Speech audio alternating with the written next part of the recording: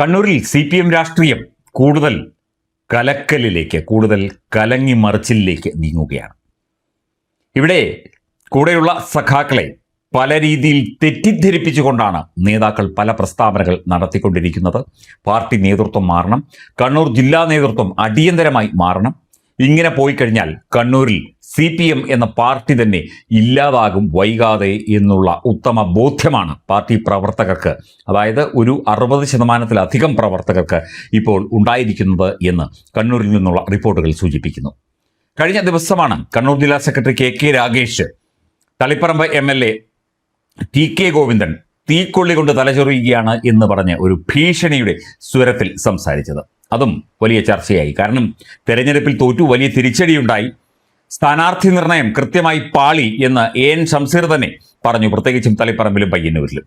എന്നിട്ട് പോലും ഇത്തരത്തിലൊക്കെ പ്രതികരിക്കുന്നത്, അല്ലെങ്കിൽ ഈ ഭീഷണിയുടെ സ്വരം, ഒരു താക്കീതിൻ്റെയും മുന്നറിയിപ്പിൻ്റെയും ഒക്കെ സ്വരം ഒരു തെരഞ്ഞെടുക്കപ്പെട്ട ജനപ്രതിനിധിക്ക് നേരെ ഉയർത്തുന്നത് സാധാരണ ജനങ്ങൾക്കിടയിലും പാർട്ടി യഥാർത്ഥ പ്രവർത്തകർക്കിടയിലും ഒക്കെ തന്നെ വലിയ തോതിൽ പ്രശ്നങ്ങൾ ഉണ്ടാക്കും. അവരുടെ മനസ്സിൽ പാർട്ടിയെക്കുറിച്ചുള്ള ആ ഒരു ചിന്ത, ഈ രീതിയിലാണ് പാർട്ടി പ്രവർത്തിക്കുന്നത്, അത് ഒരിക്കലും ജനകീയമല്ല, അല്ലെങ്കിൽ ജനാധിപത്യപരമല്ല, മര്യാദയല്ല എന്നുള്ള ആ ഒരു ചിന്ത വരുത്തും എന്ന അഭിപ്രായം ഉയരുകയാണ്.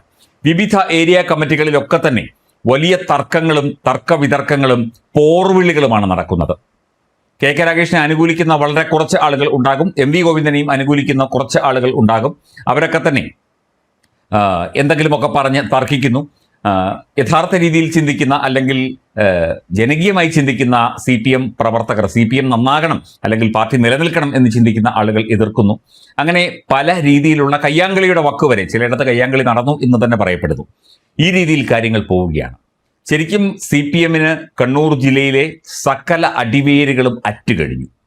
ഇനി ഒന്നും ചെയ്യാൻ നിവർത്തിയില്ലാത്ത രീതിയിലേക്ക് ഒരു കടപുഴകി വീഴുന്ന ഒരു വൃക്ഷമായി, അതൊരു വൻവൃക്ഷമൊന്നുമല്ല, ഒരു സാധാരണ വൃക്ഷമായി CPM മാറിക്കൊണ്ടിരിക്കുകയാണ്. വൈകാതെ അത് സംഭവിക്കും, ആ മരം മറിയും, വീഴും.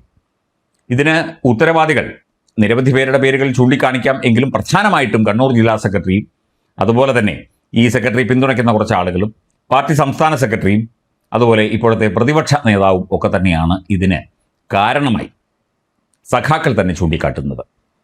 ഈ രീതിയിൽ പോവുകയാണെങ്കിൽ പാർട്ടിയിൽ പ്രവർത്തിക്കില്ല, ഈ രീതിയിൽ പോവുകയാണെങ്കിൽ പാർട്ടിയുടെ പരിപാടികൾക്ക് വരില്ല, അതുപോലെ പാർട്ടി സമ്മേളനങ്ങളിലും ഒന്നും തന്നെ പങ്കെടുക്കില്ല. ആ ഒരു ജനകീയമായ വിശ്വാസവും അടിത്തറയും CPM എന്ന പാർട്ടിക്ക് നഷ്ടപ്പെട്ടിരിക്കുന്നു എന്ന ഒരു യാഥാർത്ഥ്യം സഖാക്കൾ തിരിച്ചറിഞ്ഞിരിക്കുന്നു എന്നത് കണ്ണൂരിനെ സംബന്ധിച്ച്, കണ്ണൂർ ജില്ലയിലെ CPMനെ സംബന്ധിച്ച്, കേരളത്തിലെ അല്ലെങ്കിൽ ഇന്ത്യയിലെ CPMനെ സംബന്ധിച്ച് വലിയ തോതിലുള്ള ഒരു സെറ്റ്ബാക്കാണ്, ഒരു തിരിച്ചടിയാണ്. ഇത് ഇങ്ങനെ പോവുകയാണെങ്കിൽ, അതായത് ശരിക്കും പാർട്ടിയും ജനങ്ങളും ഒക്കെ തന്നെ ചേരുന്ന ഒരു സംവിധാനമാണ് CPM എന്നാണ് പറയപ്പെടുന്നത്. പക്ഷേ ഇതിപ്പോൾ കുറച്ച് ആളുകൾ മാത്രം, കുറച്ച് നേതാക്കൾ മാത്രമേ ഉള്ളൂ. ഇവിടെ ജനങ്ങളെ, സഖാക്കളെ ഒപ്പം നിർത്തുന്നില്ല. അതുപോലെ തന്നെ നമ്മൾ കഴിഞ്ഞ ദിവസം പറഞ്ഞതുപോലെ സ്ത്രീകളെ ഒപ്പം നിർത്തുന്നില്ല. സ്ത്രീകളുമായി പ്രശ്നങ്ങളും പ്രതിസന്ധികളും ഉണ്ടാക്കുന്നു. അതുപോലെ യുവാക്കളുമായി ഇടഞ്ഞു നിൽക്കുന്നു. കുറച്ച് DYFIക്കാർ അവിടെയും ഇവിടെയും ഉണ്ടാകും. എന്നാലും യഥാർത്ഥ രീതിയിൽ പ്രവർത്തിക്കുന്ന DYFI സഖാക്കളടക്കം ഈ വിഷയത്തിലൊക്കെ തന്നെ ചിന്താകുലരാണ് എന്നുള്ള ഒരു ഗ്രൗണ്ട് റിപ്പോർട്ട് നേരത്തെ വന്നിരുന്നു. ഇത് കൂടുതൽ വെളിവായിക്കൊണ്ടിരിക്കുകയാണ്. CPMനുള്ളിലെ പ്രശ്നങ്ങളും പ്രതിസന്ധികളും ഒക്കെ കൂടുതൽ വെളിവായിക്കൊണ്ടിരിക്കുകയാണ്. ഇതൊന്നും പരിഹരിക്കാൻ ശ്രമിക്കുന്നില്ല എന്ന് മാത്രമല്ല, ഇതൊക്കെ പാർട്ടിയുടെ നയങ്ങളാണ്, ഈ പ്രശ്നങ്ങളൊന്നും തന്നെ പ്രശ്നങ്ങളല്ല എന്ന് വരുത്തി തീർക്കാനാണ്, തെറ്റിദ്ധരിപ്പിക്കാനാണ്, ജനങ്ങളെയും പ്രവർത്തകരെയും തെറ്റിദ്ധരിപ്പിക്കാനാണ് CPM എന്ന സംഘടനയുടെ ചില ആളുകൾ ശ്രമിക്കുന്നത് എന്നുള്ള വ്യാപക പരാതിയും പരിഭവവും ആരോപണവും കൂടിക്കൂടി വരികയാണ്. ഇത് കണ്ണൂർ ജില്ലയിൽ മാത്രം സംഭവിക്കുന്ന കാര്യമാണ് പറഞ്ഞത്. മറ്റ് ജില്ലകളിലും ഒക്കെ തന്നെ ഏതാണ്ട് സമാനമായ സ്ഥിതിയാണ്. മറ്റ് ജില്ലകളിൽ CPMന് അത്ര വലിയ ഒരു ശക്തി കേന്ദ്രങ്ങൾ അല്ലാതെ ഉള്ള കേന്ദ്രങ്ങളായതുകൊണ്ട്, അല്ലെങ്കിൽ മേഖലകളായതുകൊണ്ട് അത് അധികം പുറത്തു വരുന്നില്ല.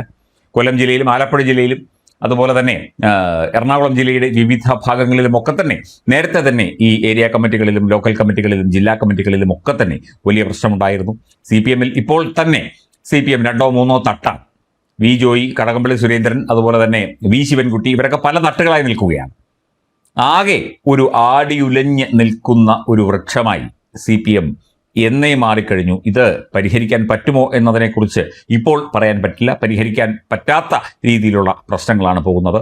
ബംഗാളിലും ത്രിപുരയിലും അതുപോലെ ആന്ധ്രാപ്രദേശ് ഒന്നായിരുന്നപ്പോൾ അതിൻ്റെ വിവിധ ഭാഗങ്ങളിലുമൊക്കെ തന്നെ വലിയ ശക്തി കേന്ദ്രങ്ങളായിരുന്ന ത്രിപുരയും ബംഗാളും ഒക്കെ വർഷങ്ങൾ ഭരിച്ച ഒരു പാർട്ടി, ആ പാർട്ടി അവിടെ എങ്ങനെ തകർന്നു, അതിൻ്റെ മറ്റൊരു മുഖമാണ് നമ്മൾ കേരളത്തിൽ കാണാൻ പോകുന്നത്. ആ ഒരു ആശങ്കയിലാണ് സത്യം പറഞ്ഞാൽ സഖാക്കൾ നിവൃത്തിയില്ലാതെ പ്രതികരിക്കുന്നത്. ആ പ്രതികരണത്തെ പാർട്ടി അച്ചടക്കലംഘനമായിട്ടും വർഗവഞ്ചനയായിട്ടും ഒക്കെ കണ്ടുകൊണ്ടാണ് നേതൃത്വവും നേതാക്കളും പ്രതികരിക്കുന്നത്. അപ്പോൾ പിന്നെ എങ്ങനെ CPM നന്നാകും? ഒരിക്കലും നന്നാകും എന്ന് തോന്നുന്നില്ല.